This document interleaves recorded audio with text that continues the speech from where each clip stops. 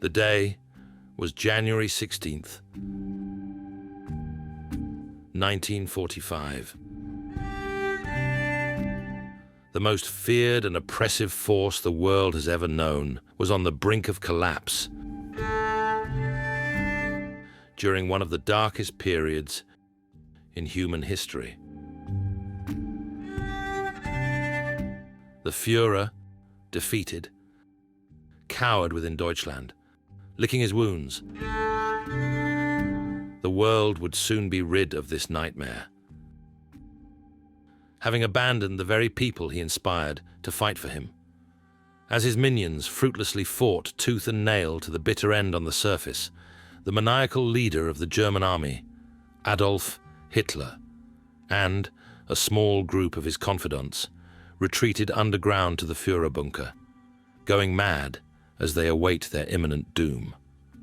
This was it for the tyrannical lunatic. These were his final days.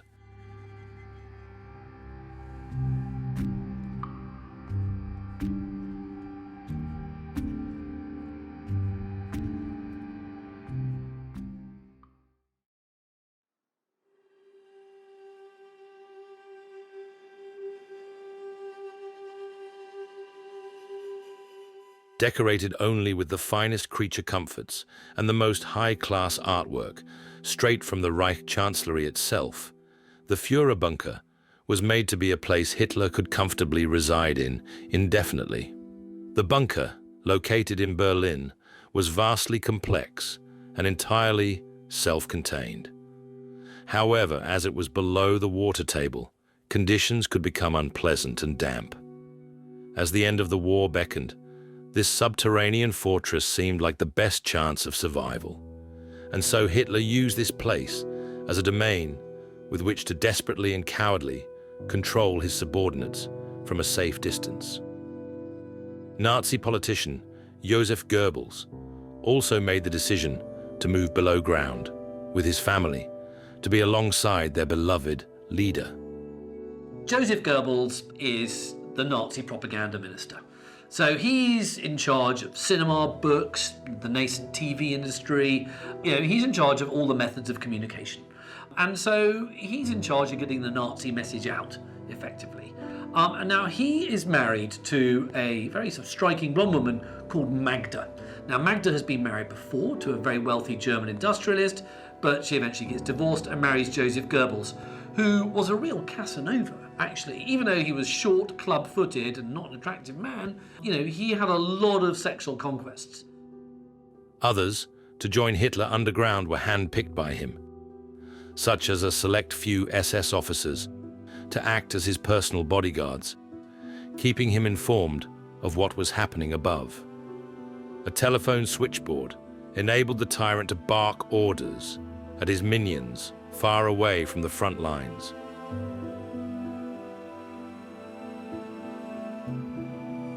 Martin Bormann, Hitler's powerful and feared secretary, also had an office within the bunker, maintaining his control and position as one of his closest associates. Martin Bormann is one of the most enigmatic and cryptic figures of the Third Reich. He was one of the kind of old fighters, as it was called. He was kind of there from the very early days. Very loyal Nazi, but always in the shadows. He was head of what was called the Chancellery, and as a result, he actually had the kind of keys to Hitler, if you liked. If you want to go and speak to Hitler, you've got to go through Bormann. Doesn't matter who you are, everyone's got to go through Bormann. And so that gives him enormous power, because if he can say you can and you can't, you've got to curry favour with him. And of course, in any dictatorship, whoever's the nearest to the dictator is going to have the most power after the dictator. Conference rooms were also a major part of the bunker, a place for the men to gather and discuss the military situation and how to progress with the war, dictating all this from 28 feet under. Hitler's words, once inspiring to his loyal followers, fell short of the enormity of war, as if buried underground with him. The Red Army were fast approaching, and with no clear eyes on the front line, Hitler and his associates were unaware of the severity of the situation. Once the Red Army came into German territory in 1945, then Hitler's position as this infallible ruler and leader really not only became to be called into question, but really came to its end, because the Soviet troops were very vengeful. They were retaliating for all the terrible brutalities and atrocities that the Nazis and the German army had put into place in Soviet territory. Life in the bunker was delusional. Everyone pretending that Germany was winning the war. Everyone ignoring the reality that a shadow was being cast upon their grand empire.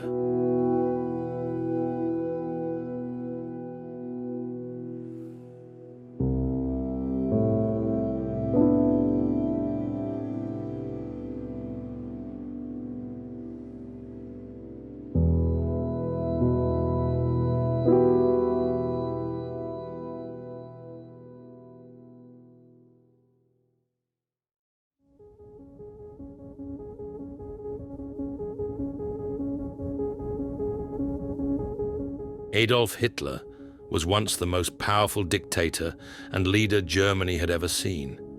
His charisma and ability to influence a nation carried him into power in 1933.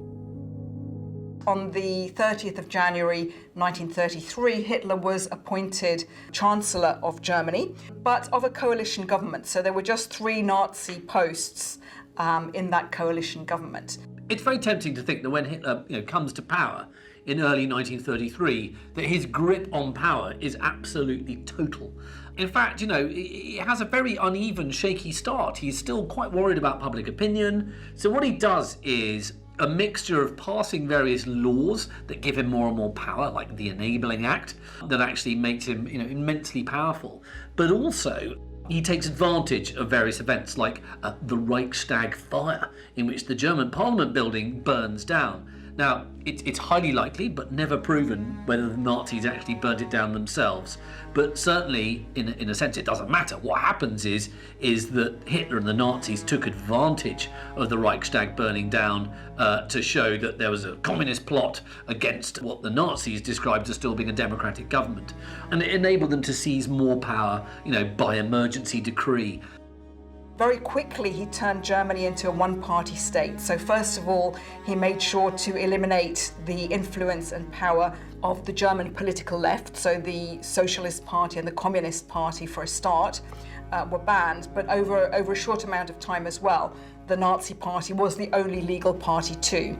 And eventually, in January 1933, he becomes Chancellor. Now, don't forget, Chancellor in Germany, and this still remains today, is not, at the time, the head of state. The head of state is the president. So it's the Chancellor, though, who has the real executive power. In order to take as much power as he can, he's also going to have to make himself head of state. And that really becomes an opportunity for him when Hindenburg dies, and he's able to take on the role of both president and chancellor and kind of create this new role for himself, and that is the role of Führer, the German word for leader. That is a fascist term, be in no doubt. This is a kind of new form of governance that Germany now has. Other parties are banned. The only party allowed is the Nazi Party. This has become a totalitarian state, and Hitler can say to the German people, you voted for it. It's a con, and it's a con that worked. With a God complex drilled into his mind, Hitler saw himself as the only leader Germany ever needed. He used democracy to build popularity, which gave him an iron grip over the once proud people of Deutschland. You have a lot of laws being passed, unsurprisingly, to give the Nazis more power. But also you've got a rise in the apparatus of state terror.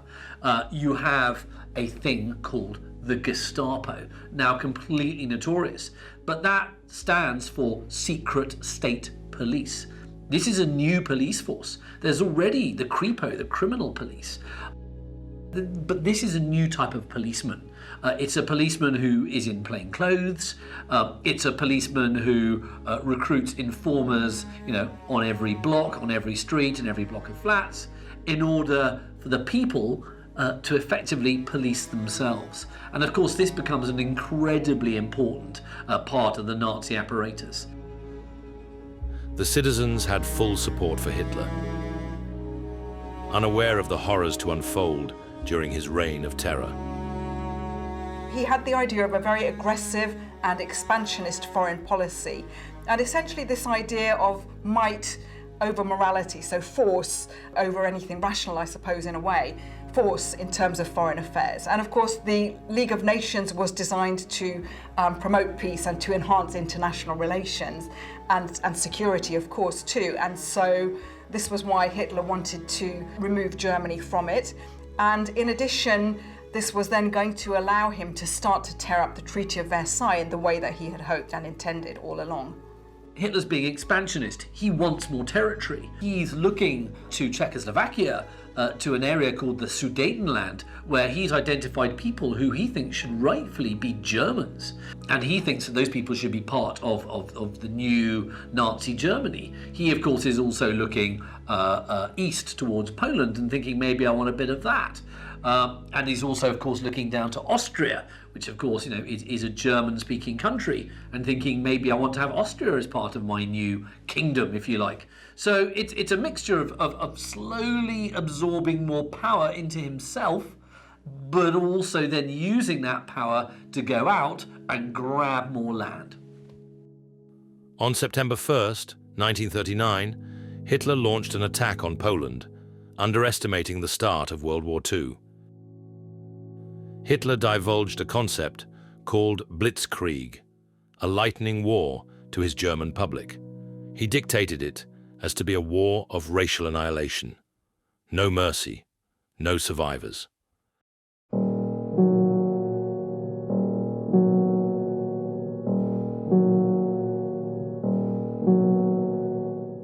In September 39, Hitler invades Poland, along with Stalin. Stalin also, Soviet Russia, also invades Poland at the same time. But what the world remembers is the fact that Hitler invaded Poland, and a couple of days later, the British declare war on Germany. But Hitler's advance through Poland was really quick. It was lightning quick. And actually, the German word blitzkrieg literally means lightning war. The German population, because of Hitler's popularity, and even though they had experienced the horrors of the First World War and the trench warfare of the First World War and all of the shell shock and everything that went with it, because he was so popular, they might not have been delighted to go to war in September 1939, but they went along with it. Within just 6 weeks, Poland was devastated by the German army, and tens of thousands of Poles executed. The 2 million Jews living in Poland now found themselves under the thumb of Adolf Hitler. A grisly and harrowing fate was soon to follow. Anyone who did not fit the bill of Hitler's perfect Aryan race were to be quickly and violently removed from society. So we know that from as early as Hitler's writings in Mein Kampf that he was personally anti-Semitic. And what we see once the Third Reich comes into power is his personal anti-Semitism translated into state policy. So from the very earliest days and months of the Third Reich, there were many different measures, legal measures taken against the Jews, and also illegal measures as well. Just as he had promised in Mein Kampf, Hitler is treating the Jews in Germany as an internal enemy. So what you see are laws stripping Jews of their German citizenship. You see awful things like Jews not being allowed to go to swimming pools, because if a Jew swam in a public swimming pool, the water would have to be drained because the Jew had dirtied the water. So you can see that you've got this sort of awful both political and cultural exclusion of the Jewish community. Back in Germany, the citizens were under the impression that Germany is all great and all powerful. Hitler's most evil plans were still yet to be revealed. Hitler brainwashed his army with the notion that nobody is superior to the Aryan race. Therefore, all means of violence and mass murder will be tolerated in order to exterminate those who do not fit in. Hitler is always mindful of public opinion. I think that it's always important to remember that Hitler, does always worry about what the German people think about him. He doesn't just sort of seize power in 1933 and then not care. He wants to be liked, he wants to be popular, he is a political leader after all, and all political leaders, democratic or fascist or otherwise, want to be liked. Now, the best way to make yourself liked is to project an image that the people can identify with or respect or admire. And what he does is he uses propaganda and photography and film to show him as this kind of almost sort of messianic figure.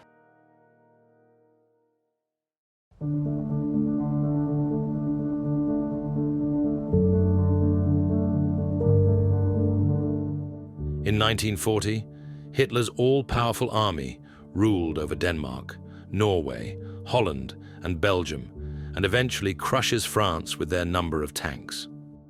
Really, one of the high points of Hitler's popularity was the image of the Nazis taking over Paris.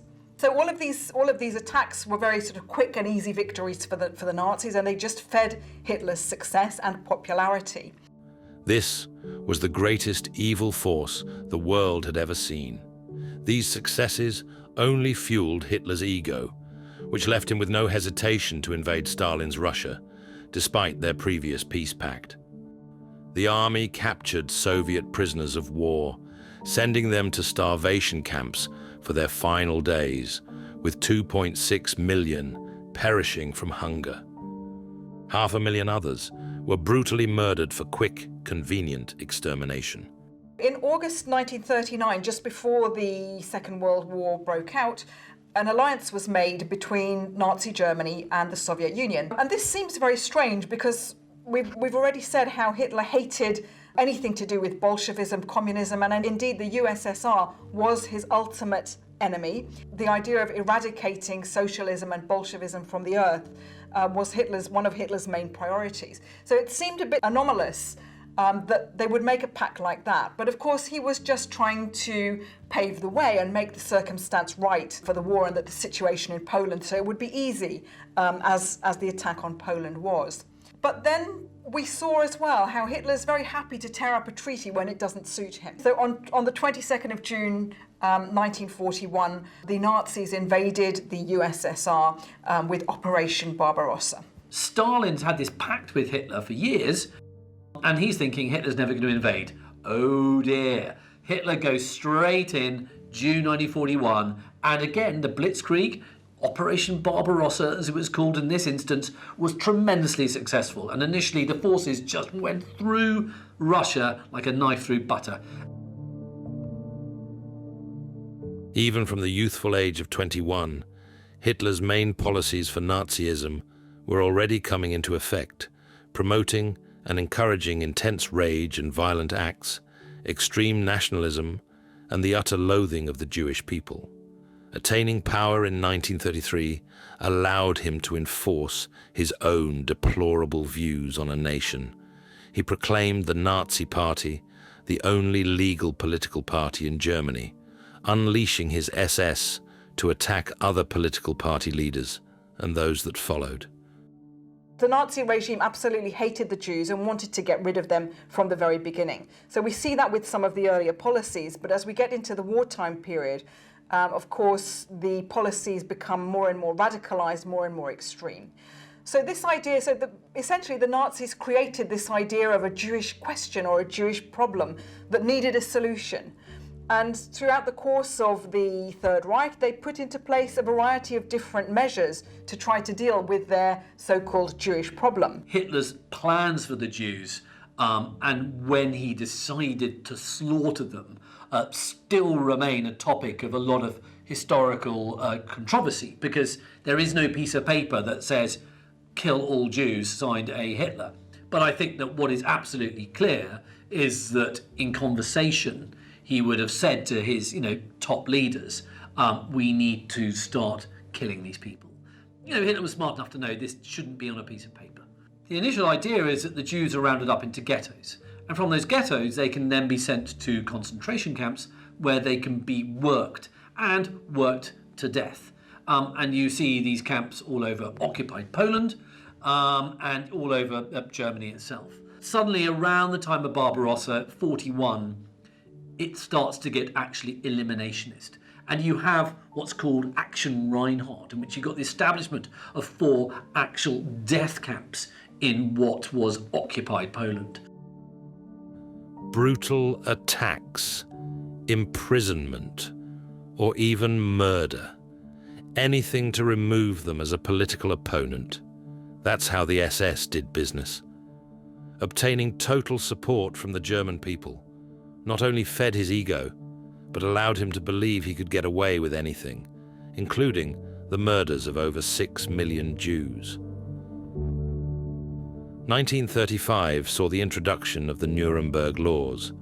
Hitler began to convince the German people that the Jewish were to blame for Germany's decline. Marriage between Jews and German people became illegal. Jewish people were stripped of their citizenship and all their civil rights. Unfortunately for the Jewish community, this was only the beginning of what this monster had in store. Within 1938 came the Night of Broken Glass.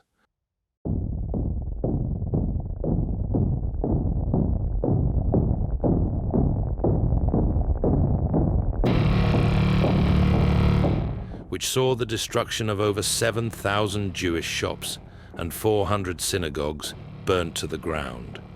30,000 Jews were arrested and sent to concentration camps, where they would see out the rest of their lives in torture and despicable conditions. The vast majority of the German people were unaware of the inhumane treatment that took place in these camps. Realizing the severity of Hitler's anti-Semitism only when it was far too late.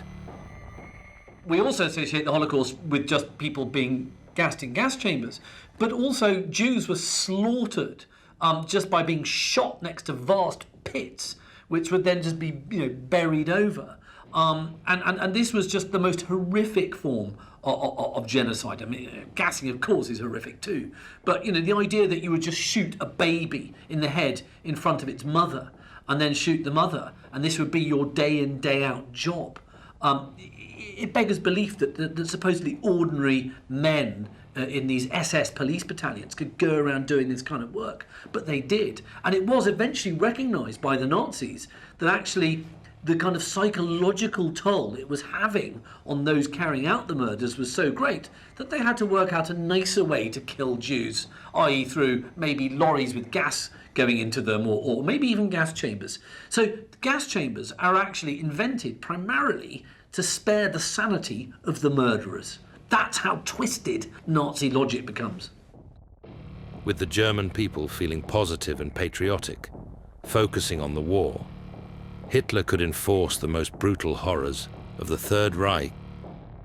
Special death squads were sent specifically to murder the Jews, hunting them down like dogs and barbarically forcing the victims to dig trenches, stand inside, and await execution. Groups were continuously sent into these grim trenches, standing on the bodies of their own deceased kin, being forced to die in the most inhumane way possible, all just to fill up the trenches with Jewish corpses. A staggering 1.5 million Jews were shot in this process. And yet, even these sick, brutal executions weren't the worst of it. Not even close. In secret, Hitler's inner circle were experimenting with other forms of mass murder that could be deemed more efficient. This became known as the final solution. The Wannsee Conference really was that moment, a kind of very important moment in the evolution of Nazi anti-Semitic policy and in what we call the final solution, because this was the moment that both retrospectively sanctioned what had already been going on, these experiments at the end of 1941 and really set in place then the momentum for the establishment and running of these death camps. And there were 6 of those, all of them on Polish soil through the height of the war. The Germans were involved, in their own experience of the war, preoccupied with their own difficulties, and in a sense then once the Jews weren't there anymore, they were sort of out of their frame of reference and just not in their thoughts. He never personally signed a document for these killings, keeping his own image in the public's eye clean. However, all the other Nazis acted in his name, organizing this destruction themselves, as if in tribute to their glorious leader.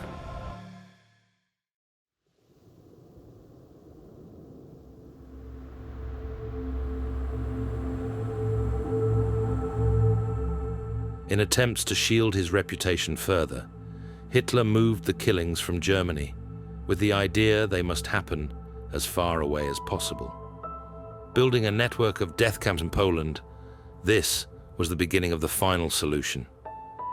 Jews from all over Europe were transported to these camps, unaware of the inhumane scenarios they were about to face. These men, women, and children, families, were slaughtered day after day, made to witness it all and suffer with every waking second. They knew nothing inside those fences but death, misery, pain, and dread, all because of the sick ideals of one twisted egomaniac. Death camps, all of those were on Polish soil, so they were out of the immediate frame of sight or reference of the Germans. So again, in some way, they were happening elsewhere and not really in their immediate field of vision. These are places that are places of deep, deep horror, because you didn't go there to work, you went there to die. And you would arrive, and within 30 minutes, you'd be dead. Treblinka, for example, is no bigger, if you visit it, than a football stadium, the size of a football pitch. And in that very small area, around 850,000 men, women and children were gassed.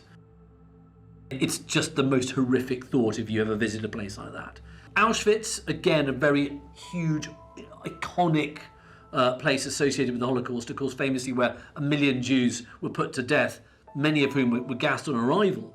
But it also was a concentration camp rather than just an extermination camp. So it has these 2 horrific roles.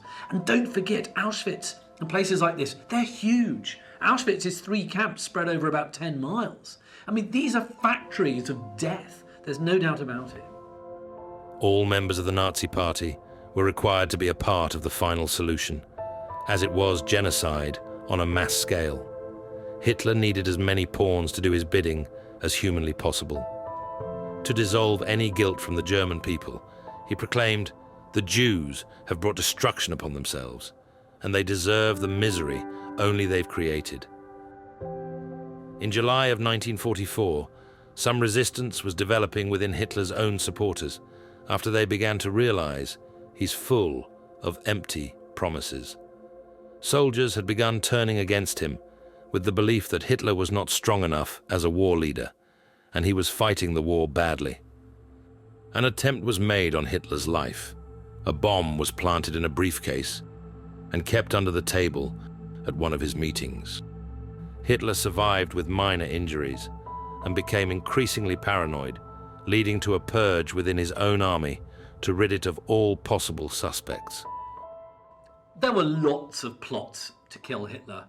And of course, today we wish at least just one of them had actually worked. This was codenamed Operation Valkyrie.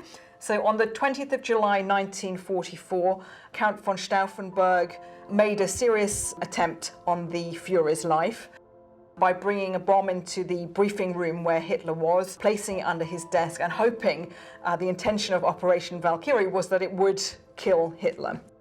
And they don't want to get rid of Hitler because he's evil. That may be part of it. They want to get rid of Hitler because they think he's fighting the war badly.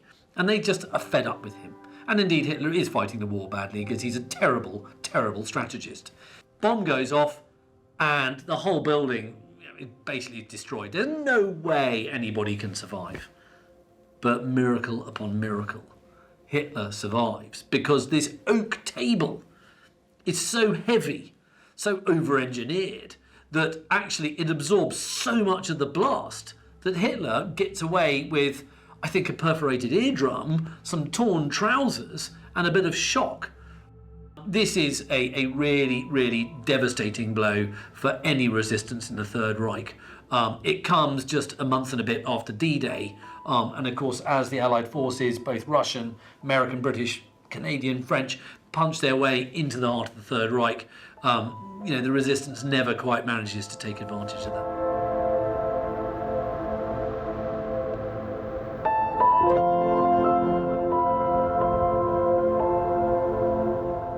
The pressure of war seemed too much for the seemingly impenetrable Führer. He retreated to a house he had built in the Obersalzberg Mountains.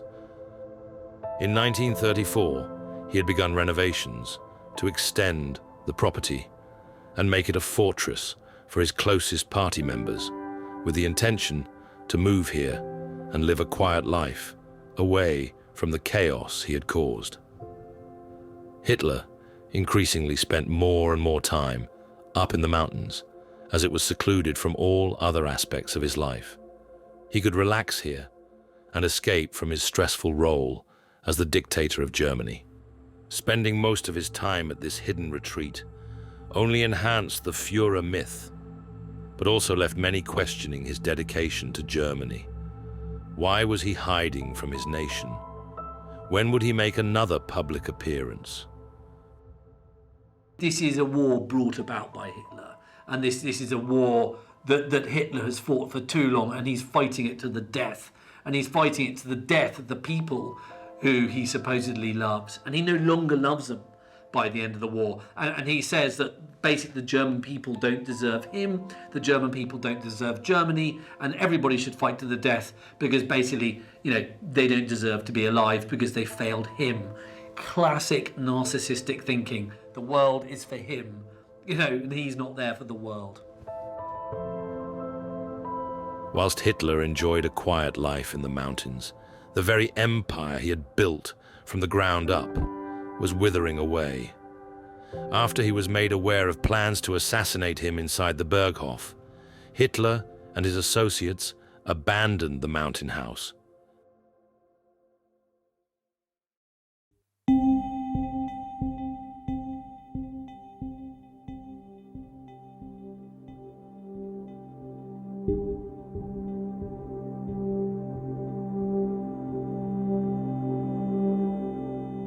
The first half of 1945 is probably the darkest 6 months in Germany's history because it's being invaded by the Russians, the Red Army from the east, and you've got the other allies coming through from the west. And it's the Russians who reach Berlin first. And when they reach Berlin, it's a city in rubble, it's a city in flames, it's a city in chaos. It's a city in which squads of marauding loyal Nazis are going around hanging people who are not taking part in the resistance to the city. It's a city in which you then got some Nazis committing suicide.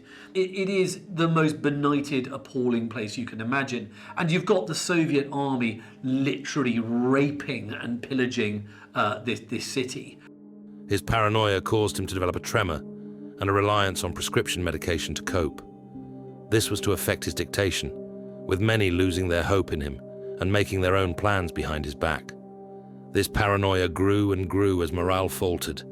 Soldiers rebelled, and the opposition pressed onward.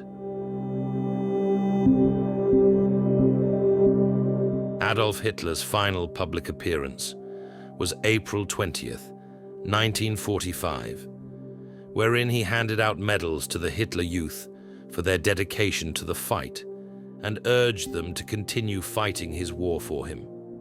Soviet forces fought their way through the city, aiming for the Reichstag, meters away from Hitler's bunker. Once the Red Army came into German territory in 1945, then Hitler's position as this infallible ruler and leader really not only became to be called into question, but really came to its end. Because the Soviet troops were very vengeful. They were retaliating for all the terrible brutalities and atrocities that the Nazis and the German army had put into place in Soviet territory. What it meant was that they were coming closer and closer on their journey westwards to Berlin, and eventually Hitler and a very small inner circle around him had to retreat to his bunker, his underground bunker. With the odds stacked so heavily against them, the German defense in Berlin were on the brink of ruin. The Führer's beloved German army were falling to the brute force and sheer firepower of the Soviet forces, an army he so arrogantly believed he could repel.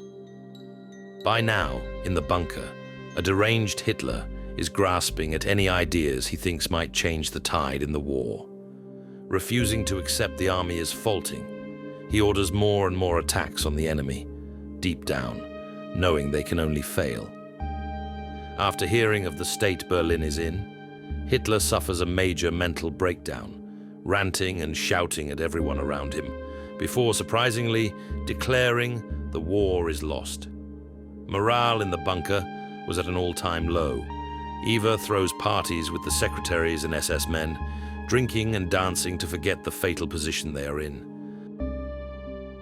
Eva Braun is one of the more sort of kind of enigmatic figures of the Third Reich, if you like, because she was very much kept in the background by Hitler, because Hitler was very keen not to lose favour with German women by seeming, by cutting himself off with his own wife or a girlfriend. April 27th, 1945. Berlin is surrounded by Soviet troops, clawing their way into the government district. The pressure was most certainly on. The next day, Hitler learned of Heinrich Himmler's plans to make a peace deal with the Allies and surrender to the war. This is seen as the highest treason against the Führer, and so he promptly ordered the traitor's arrest. However, Himmler had managed to flee the country without a trace, completely distancing himself from the dictator. Therefore, Hitler orders to speak with Hermann Fegelein, who was Himmler's representative in the bunker. But Fegelein, who was married to Eva Braun's sister, was also nowhere to be found in the bunker. He is traced to his apartment, found with his mistress, drunk, and with a suitcase of civilian clothes, planning an escape. Being brought back to the bunker to face the Führer's wrath, Fegelein is sentenced to death and shot without hesitation. Also, on this day, news arrived of the murder of Mussolini, dictator of Italy and Hitler's friend. Finding out he had been captured and shot, Hitler becomes determined not to allow this to become his own fate. Hitler's last days in the Führerbunker under the Reich Chancellery in the centre of Berlin, are a kind of terrible end of a Shakespearean tragedy, as the thunder of Russian artillery all around them, and they're deep inside this sort of concrete underground fortress. Everybody's sort of kind of going mad, and especially Hitler. The fearless leader contemplates taking his own life. He consults a doctor on this matter, coming to the conclusion he will bite down on a cyanide capsule whilst shooting himself in the head. This was no longer the terrible and terrifying harbinger of death. This was a man watching his empire crumble around him, completely stripped of all that he is, with the very thing he carelessly inflicted onto others, right at his fingertips. He turned to his secretary, Traudl Junge, and dictated his final will and testament. The short document stated that he'd chosen death over capitulation, and that he was to be cremated. Even after all his wrongdoings, he denied warmongering and expressed thanks to his loyal German citizens, encouraging them to continue his struggle to the bitter end. Another 24 hours pass. Hitler now came to terms with the fact that Germany was losing the war and is now completely beyond saving, his ego and malice being its undoing. as he inevitably slipped into insanity. His drugs were the only thing tethering his consciousness to the mortal realm. Making the most of what he perceived as his final hours, he finally agreed to marry his long-term girlfriend, Eva Braun. Eva Braun represents everything that Hitler likes in women. He likes them to be a lot younger than him. He liked them to be, impressionable, easily led. They weren't going to challenge him in any way. He also likes them to be vivacious and bubbly, and he likes them to be very traditional. He doesn't want them to be, clever or in any way threatening or arguing with him about politics. He just wants them to be good little housefrows, back at home, doing church, children and cooking and not much more. And that's what Eva Braun represents. She's the kind of perfect Nazi girlfriend for Hitler. And so she's installed for a lot of the time in Hitler's house in the Bavarian Alps, in the Obersalzberg, this incredible kind of home he's got overlooking the most sort of beautiful scenery. And Eva Braun spends a lot of her time there. That's really out of the public view. This is a real sort of kind of Nazi hidey hole, if you like. It's very unclear as to what sort of relationship that Hitler actually had with Eva Braun. How sexualized it was, again, is impossible to say. But the fact is, it clearly was not a normal kind of relationship. It wasn't boyfriend and girlfriend.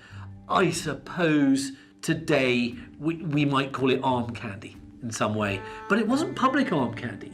So it's a sort of relationship that Hitler sort of thinks he should probably have to make him feel normal, but actually I don't think it's a relationship that Hitler really needs. The pair tied the knot with what's left of Hitler's loyal advisors as witnesses in the bunker.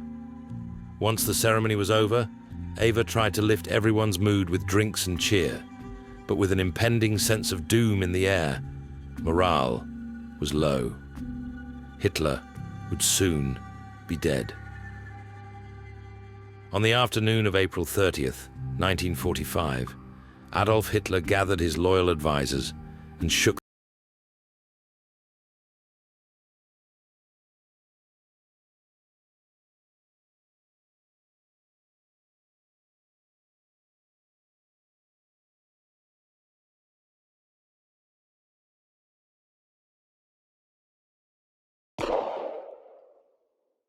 one muffled gunshot later, and the Führer was no more.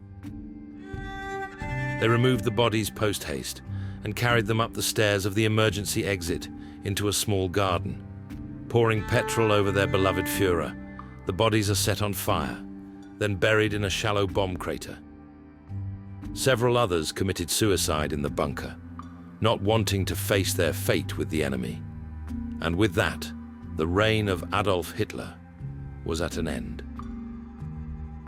Basically, very little of Hitler remains. There is a bit of jawbone in an archive in Moscow, the teeth of which absolutely match Hitler's dental records. So there's no doubt that Hitler died. A lot of people like to say that Hitler escaped after the war. It's total nonsense. Hitler 100% died in Berlin on the 30th of April 1945. And with it, so did Nazism, or at least it did for a while.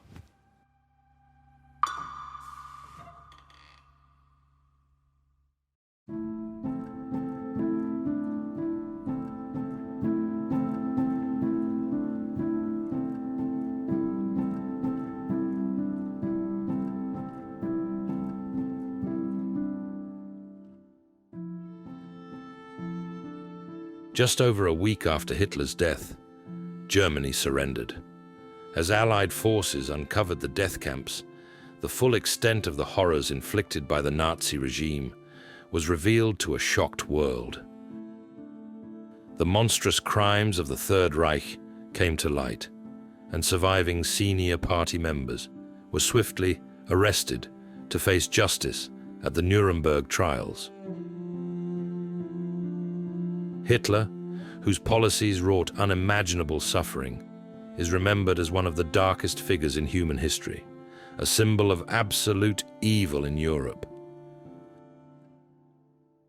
Between 1945 and 1949, the Soviets leveled the ruins of the Chancellery buildings in their campaign to erase the symbols of Nazi Germany. Though the Führerbunker largely survived, sections were partially flooded and damaged.